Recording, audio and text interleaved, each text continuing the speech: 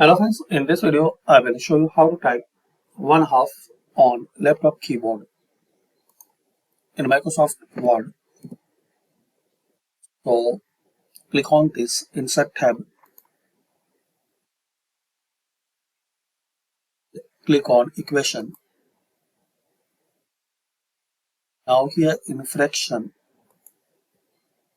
you will see some style and format.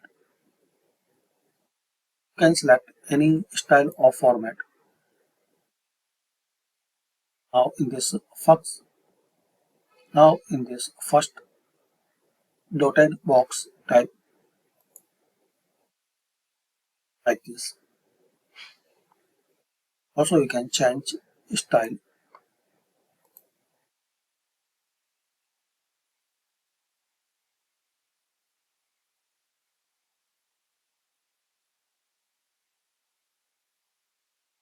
Similar process, insert equation, and you can select another style.